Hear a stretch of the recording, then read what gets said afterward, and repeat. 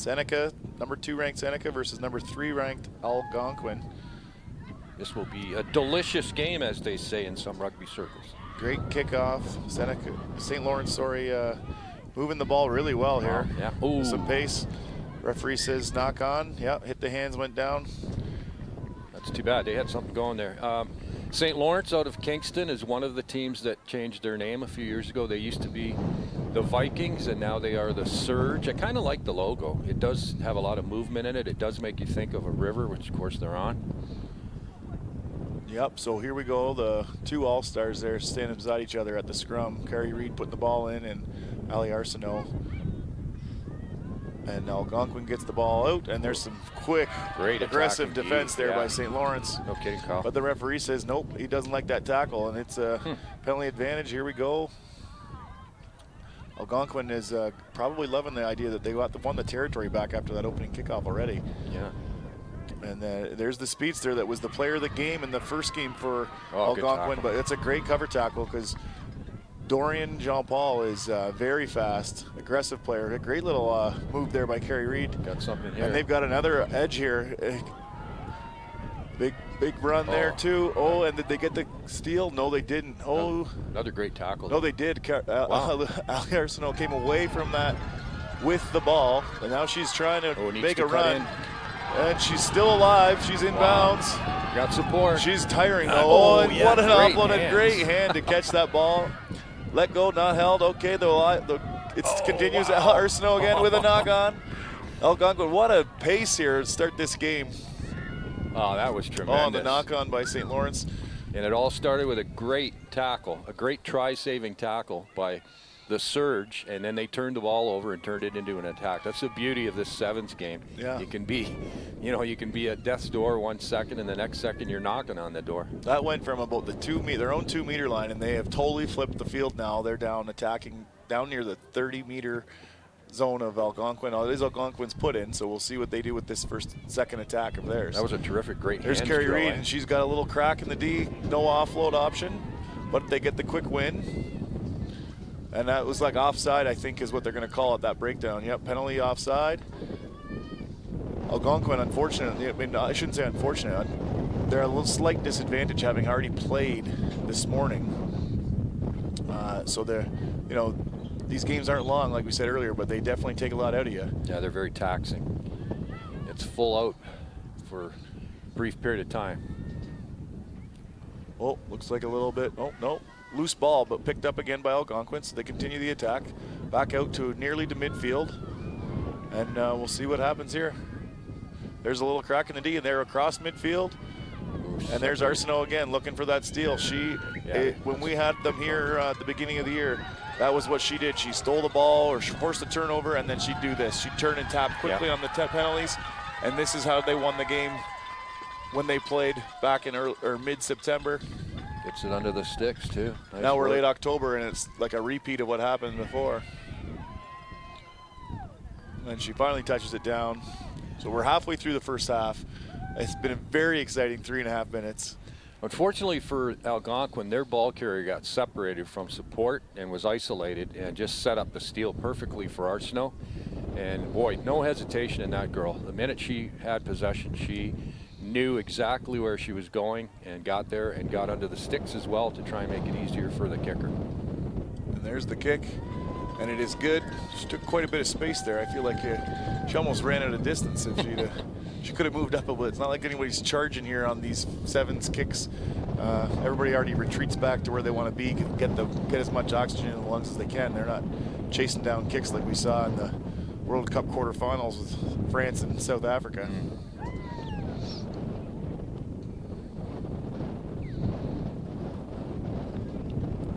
So St. Lawrence to kick off. Looks like Arsenault's going to take the kick. See if Algonquin's had 2 good attacks already in this early in this half, but no points to show for it yet.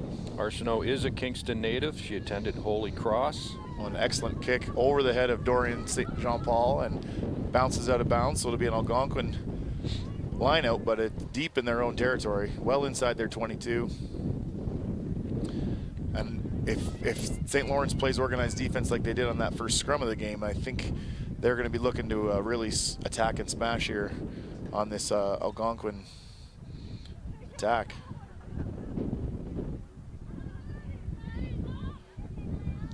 Not a super clean win, but they get the ball right away. Kari Reed with a good pass out into the middle of the field, and they're extending their attack, and there's those speedsters. So if she can get an edge, she couldn't before. She's getting tracked down. Can she break the tackle? There she goes. She's broken. They got two surge coming after her. It looks like she's going to get caught. On it again, looking for an offload. Offload goes right to Arsenault, who's been tackled. And there's the ball loose. St. Lawrence back with them now. This 2 turnovers after huge Algonquin runs, and St. Lawrence is off and running again. What a north-south game. This has been a wild one here. This could be the game of the day.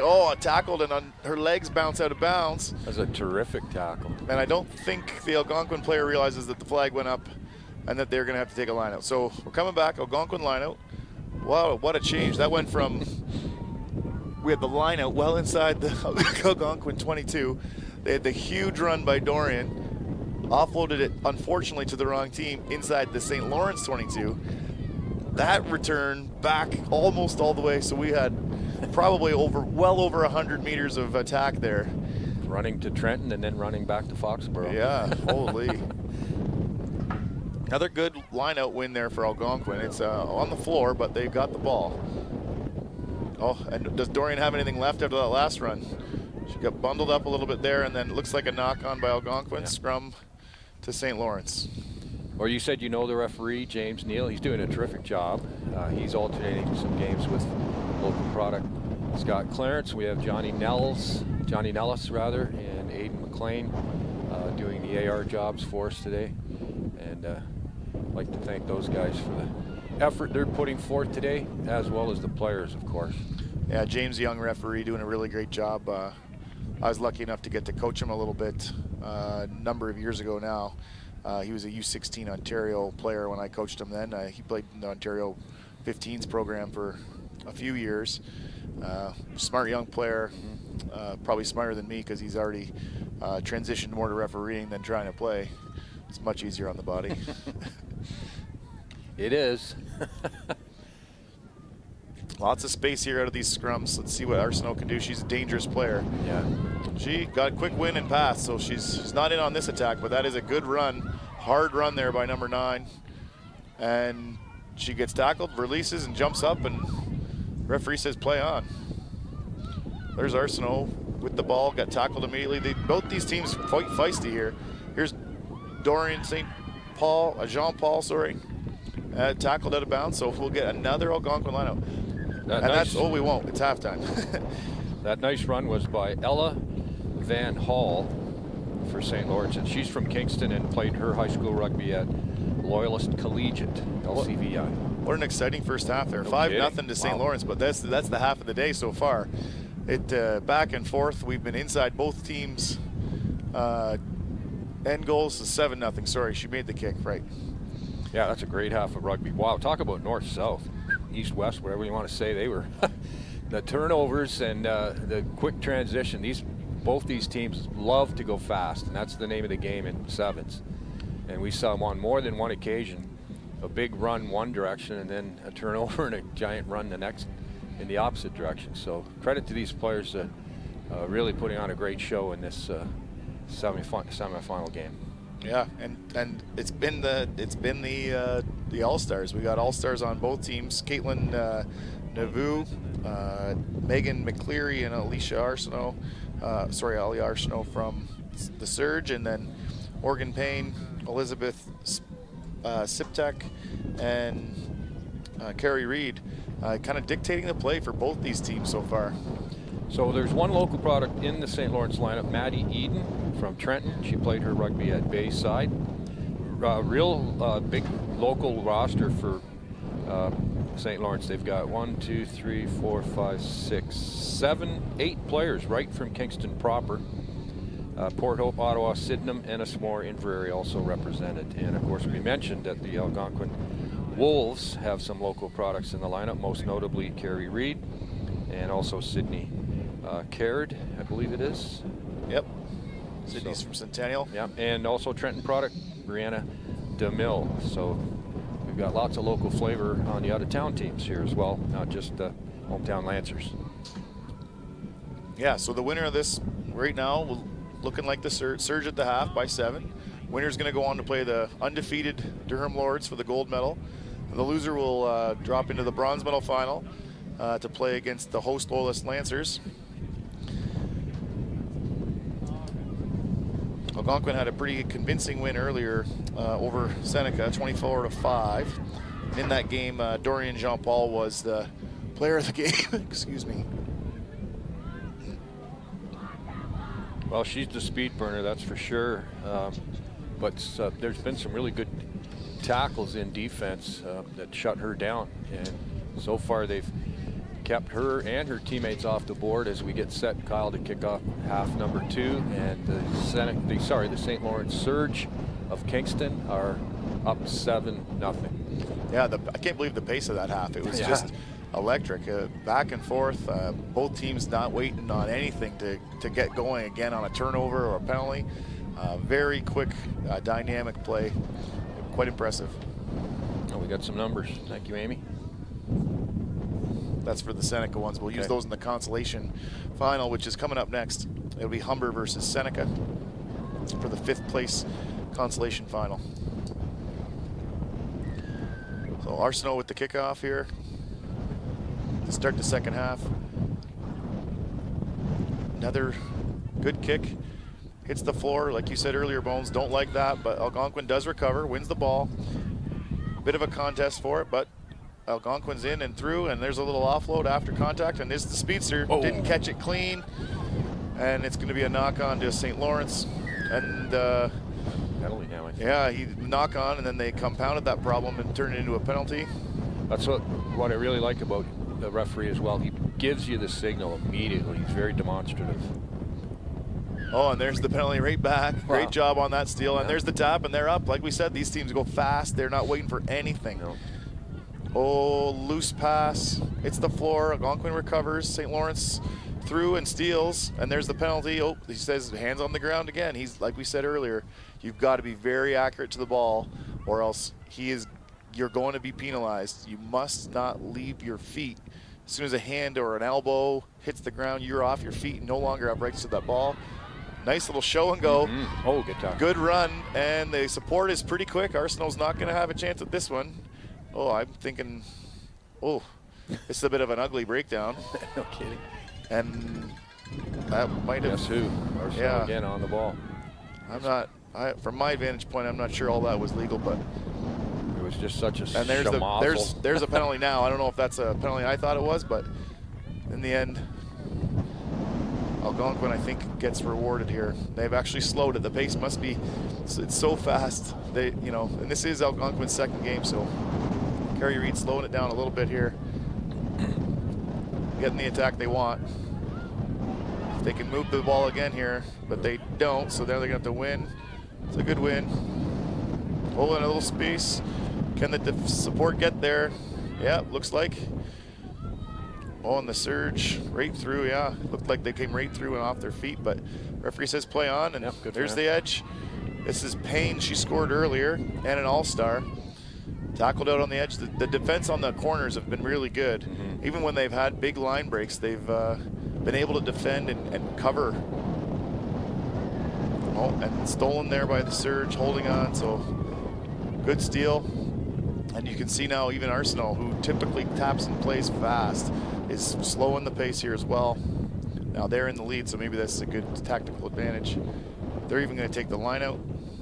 Yep, chews up minutes. They're a tenuous lead of 7-0. That can change in a heartbeat in sevens, but so far St. Lawrence has been able to maintain that slim margin.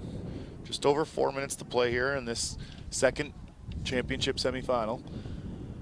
St. Lawrence with the lead. They are slowing the pace a little bit here.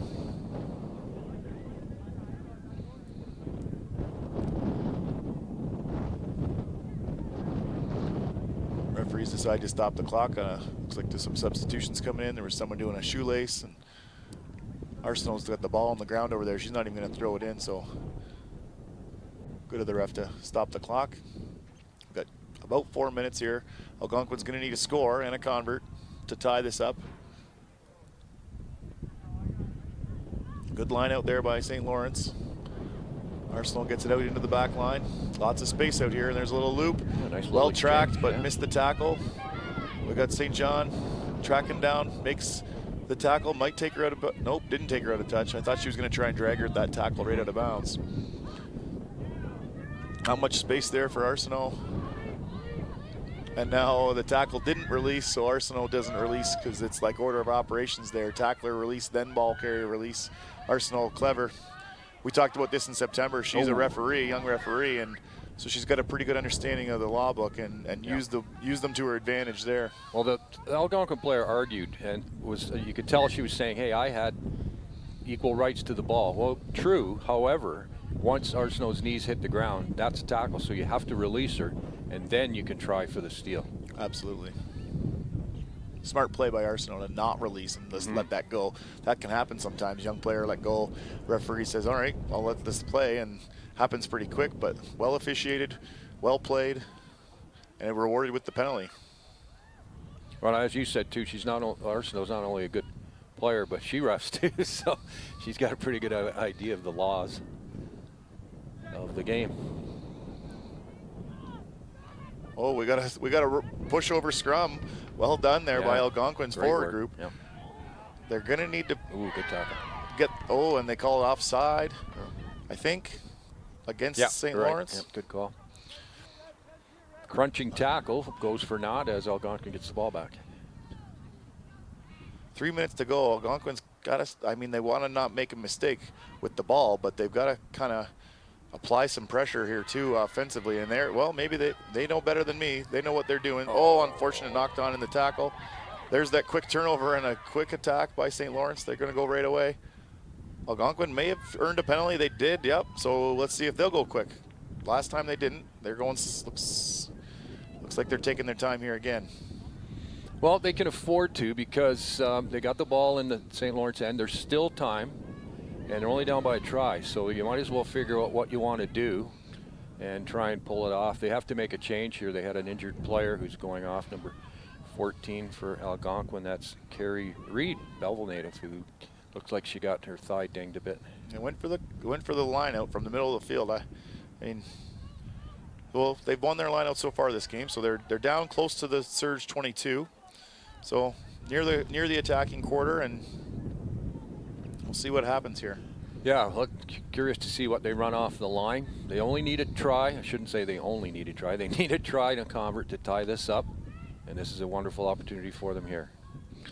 See if their plan is here to get it all the way wide to the speedster. Oh, they got a little bit sloppy on the inside on that line out.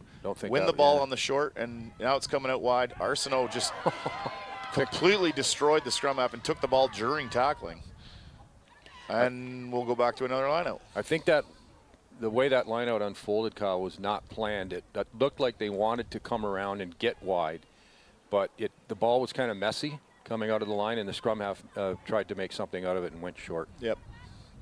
So we'll see if they can execute this time, and I'm thinking I mean, if it was me, I haven't seen them play enough this year. I'm thinking I'm getting the ball to Dorian St. John here. I think that was the plan there, and unfortunately for Algonquin, it was not straight, so it's a short arm.